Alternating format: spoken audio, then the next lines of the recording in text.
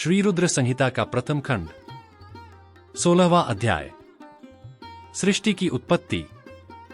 ब्रह्मा जी बोले, नारद, शब्द आदि पंचभूतों द्वारा पंचकरण करके उनके स्थूल आकाश, वायु, अग्नि, जल और पृथ्वी, पर्वत, समुद्र, वृक्ष और कला आदि से युगों और कालों की मैंने रचना की तथा और भी कई पदार्थ मैंने बनाए।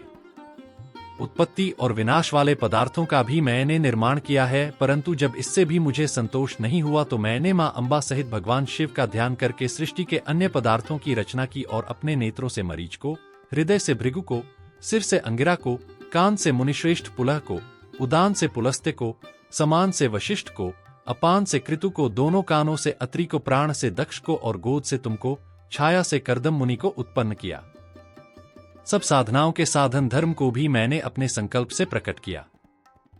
मुनिश्रेष्ठ, इस तरह साधकों की रचना करके महादेव जी की कृपा से मैंने अपने को कृतार्थ माना। मेरे संकल्प से उत्पन्न धर्म मेरी आज्ञा से मानव का रूप धारण कर साधन में लग गए। इसके उपरांत मैंने अपने शरीर के विभिन्न अंगों से देवता व असुरों के रूप में अनेक पुत्रों की रचना करके उन्हें विभिन्न शरीर प्रदान किए। तत्पश्चात भगवान शिव की प्रेरणा से मैं अपने शरीर को दो भागों में विभक्त कर दो रूपों वाला हो गया। मैं आधे शरीर से पुरुष व आधे से नारी हो गया।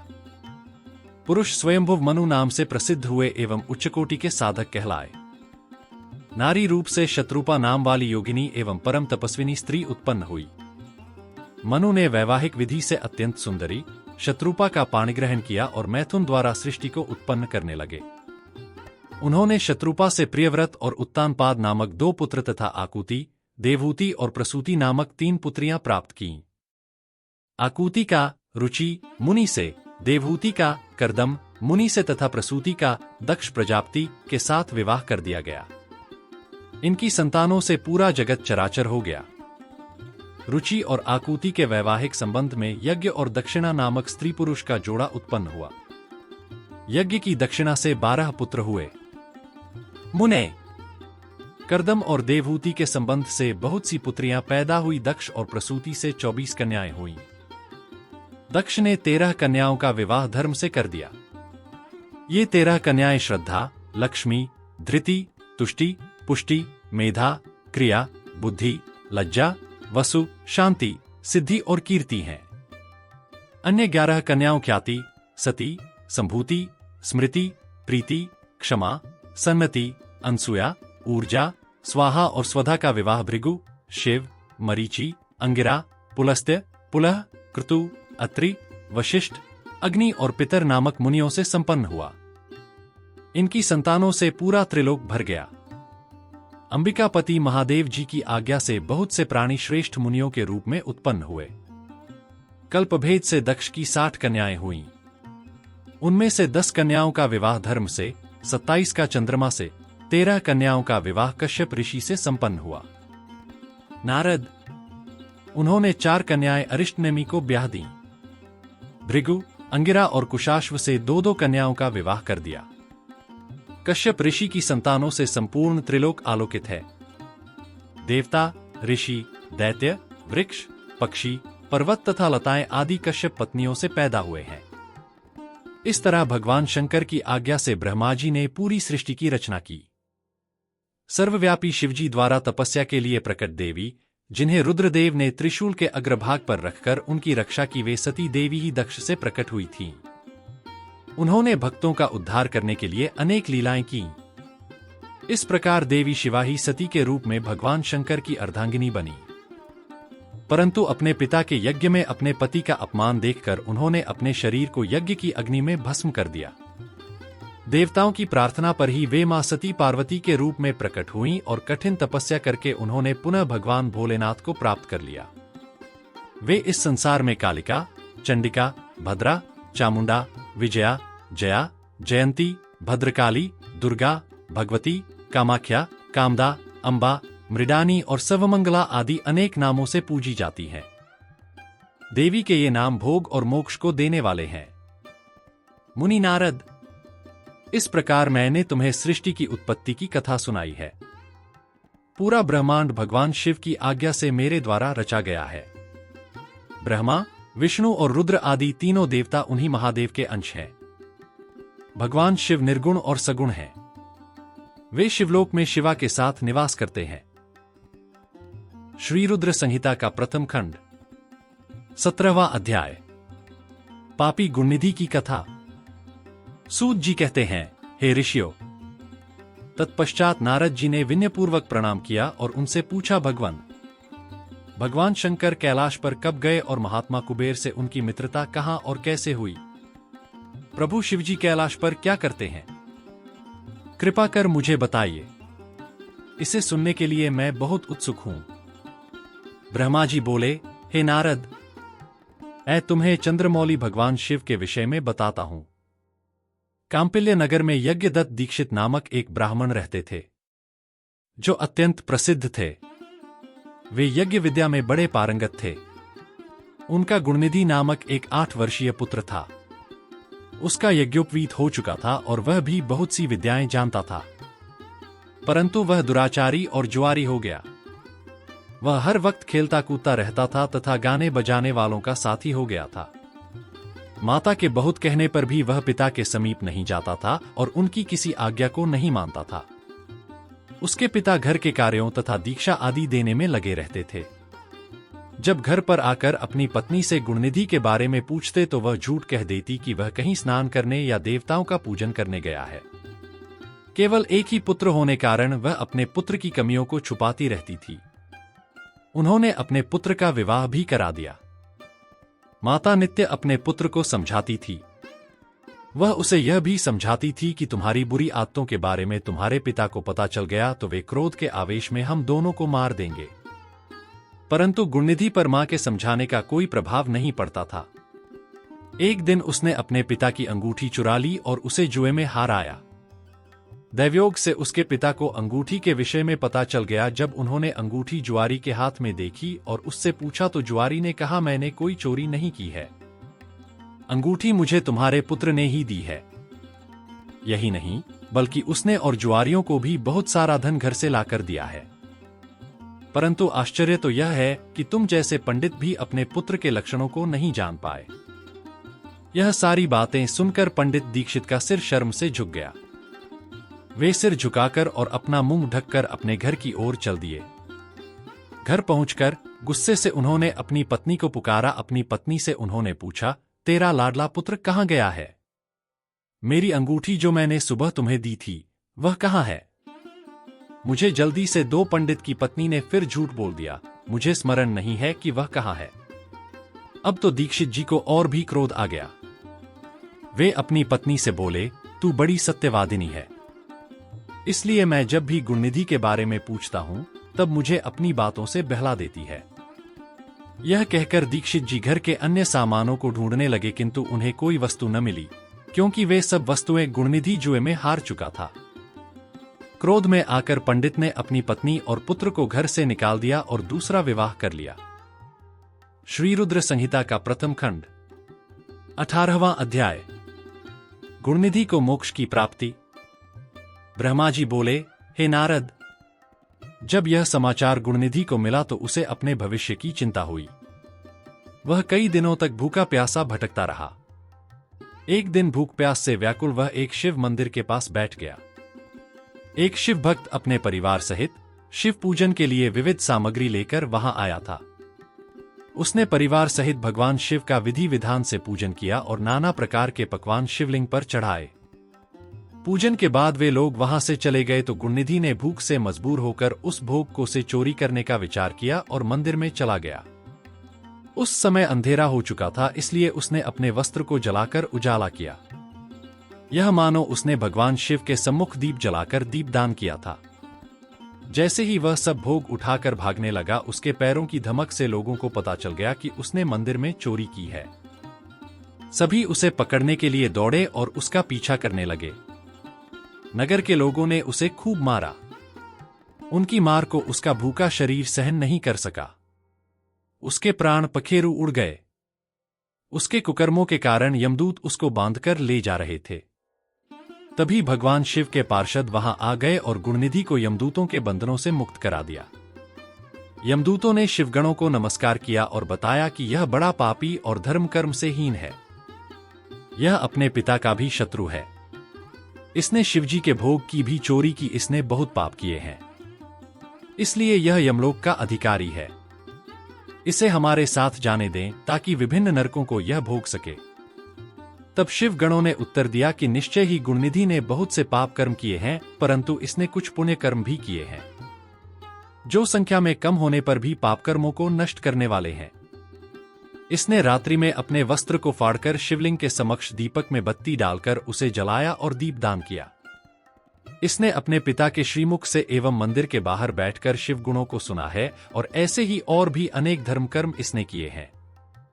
इतने दिनों तक भूखा रहकर इसने व्रत किया और शिव दर्शन तथा शिव पूजन भी अनेकों बार किया है, इसलिए यह हमारे साथ शिवलोक को जाएगा, वहां कुछ दिनों तक निवास करेगा। जब इसके संपूर्ण पापों का नाश हो जाएगा तो भगवान शिव की कृपा से यह कलिंग देश का राजा बनेगा। अतः यमदूतों, तुम अपने लोक को लौट जाओ। यह सुनकर यमदूत यमलोक को चले गए। उन्होंने यमराज को इस विषय में सूचना दे दी और यमराज ने इसको प्रसन्नतापूर्वक स्वीकार कर लिया।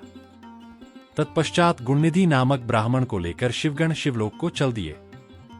कैलाश पर भगवान शिव और देवी उमा विराजमान थे। उसे उनके सामने लाया गया। गुणनिधि ने भगवान शिव उमा की चरण वंदना की और उनकी स्तुति की। उसने महादेव से अपने किए कर्मों के बारे में क्षमा याचना की। भगवान ने उसे क्षमा प्रदान कर दी। वहां शिवलोक में कुछ दिन निवास करने के बाद गुणनिधि कलिंग देश के राजा अरिंदम के पुत्र दम के रूप में विख्यात हुआ। हे नारद, शिवजी की थोड़ी सी सेवा भी उसके लिए अत्यंत फलदायक हुई। इस गुणनिधि के चरित्र को जो कोई पढ़ता अथवा सुनता है, उसकी सभी कामनाएं पूरी होती हैं तथा वह मनुष्य सुख शांति प्राप्त करता है। श्री रुद्र संहिता का प्रथम खंड 19वां अध्याय। गुणनिधि को कुबेर पद की प्राप्ति। नारद जी ने प्रश्न किया, हे ब्रह्मा जी, अब आप मुझे यह बताइए कि गुणनिधि जैसे महापापी मनुष्य को भगवान शिव द्वारा कुबेर पद क्यों और कैसे प्रदान किया गया। हे प्रभु, कृपा कर इस कथा को भी बताइए। ब्रह्मा जी बोले, नारद, शिवलोक में सारे दिव्य भोगों का उपभोग तथा उमा महेश्वर का सेवन कर वह अगले जन्म में कलिंग के राजा अरिंदम का पुत्र हुआ। उसका नाम दम था। बालक दम की भगवान शंकर में असीम भक्ति थी। वह सदैव शिवजी की सेवा में लगा रहता था। वह अन्य बालकों के साथ मिलकर शिव भजन करता। युवा होने पर उसके पिता अरिंदम की मृत्यु के पश्चात दम को राज सिंहासन पर बैठाया गया। राजा दम सब ओर शिव धर्म का प्रचार और प्रसार करने लगे। वे सभी शिवालयों में दीप दान करते थे। उनकी शिवजी में अनन्य भक्ति थी। उन्होंने अपने राज्य में रहने वाले सभी ग्रामाध्यक्षों को यह आज्ञा दी थी कि शिव मंदिर में दीपदान करना सबके लिए अनिवार्य है। अपने गांव के आसपास जितने शिवालय हैं, वहां सदा दीप जलाना चाहिए। राजा दम ने आजीवन शिव धर्म का पालन किया। इस तरह वे बड़े धर्मात्मा कहलाए। उन्होंने शिवालयों में बहुत से दीप जलवाए। इसके फलस्वरूप वे दीपों की प्रभा के आश्रय हो मृत्युपरांत अलकापुरी के स्वामी बने। ब्रह्मा जी बोले, हे नारद, भगवान शिव का पूजन व उपासना महान फल देने वाली है। दीक्षित के पुत्र गुणनिधि ने, जो पूर्ण अधर्मी था, भगवान शिव की कृपा पाकर दिक्पाल का पद पा लिया था। अब मैं तुम्हें उसकी भगवान शिव के साथ मित्रता के विषय में बताता हूं। नारद, बहुत पहले की बात है। मेरे मानस पुत्र पुलस्त्य से विश्रवा का जन्म हुआ और विश्रवा के पुत्र कुबेर हुए। उन्होंने पूर्वकाल में बहुत कठोर तप किया। उन्होंने विश्वकर्मा द्वारा रचित अलकापुरी का उपभोग किया। मेघवाहन कल्प के आरंभ होने पर वे कुबेर के रूप में घोर तप करने लगे। वे भगवान शिव द्वारा प्रकाशित काशीपुरी में गए और अपने मन के रत्नमय दीपों से 11 रुद्रों को उद्बोधित कर वे तन्मयता से शिवजी के ध्यान में मग्न होकर निश्चल भाव से उनकी उपासना करने लगे। वहां उन्होंने शिवलिंग की प्रतिष्ठा की। उत्तम पुष्पों द्वारा शिवलिंग का पूजन किया। कुबेर पूरे मन से तप में लगे थे। उनके पूरे शरीर में केवल हड्डियों का ढांचा और चमड़ी ही बची थी। इस प्रकार उन्होंने 10,000 वर्षों तक तपस्या की। तत्पश्चात भगवान शिव अपनी दिव्य शक्ति उमा के भव्य रूप के साथ कुबेर के पास गए। अलकाप्ति कुबेर मन को एकाग्र कर शिवलिंग के सामने तपस्या में लीन थे। भगवान शिव ने कहा, अलकाप्ते, मैं तुम्हारी भक्ति और तपस्या से प्रसन्न हूं। तुम मुझसे अपनी इच्छानुसार वर मांग सकते हो। यह सुनकर जैसे ही कुबेर ने आंखें खोली तो उन्हें अपने सामने भगवान नीलकंठ खड़े दिखाई दिए। उनका तेज सूर्य के समान था। उनके मस्तक पर चंद्रमा अपनी चांदनी बिखेर रहा था। उनके तेज से कुबेर की आंखें चौंधिया गईं। तत्काल उन्होंने अपनी आंखें बंद कर लीं। वे भगवान शिव से बोले, भगवान, मेरे नेत्रों को वह शक्ति दीजिए जिससे मैं आपके चरणारविंदों का दर्शन कर सकूं। कुबेर की बात सुनकर भगवान शिव ने अपनी हथेली से कुबेर को स्पर्श कर देखने की शक्ति प्रदान की। दिव्य दृष्टि प्राप्त होने पर वे आंखें फाड़ फाड़ कर देवी उमा की ओर देखने लगे। वे सोचने लगे कि भगवान शिव के साथ यह सर्वांग सुंदरी कौन है। इसने ऐसा कौन सा तप किया है जो इसे भगवान शिव की कृपा से उनका सामीप्य रूप और सौभाग्य प्राप्त हुआ है। वे देवी उमा को निरंतर देखते जा रहे थे। देवी को घूरने के कारण उनकी बाईं आंख फूट गई। शिवजी ने उमा से कहा, उमे, यह तुम्हारा पुत्र है। यह तुम्हें क्रूर दृष्टि से नहीं देख रहा है। यह तुम्हारे तप बल को जानने की कोशिश कर रहा है।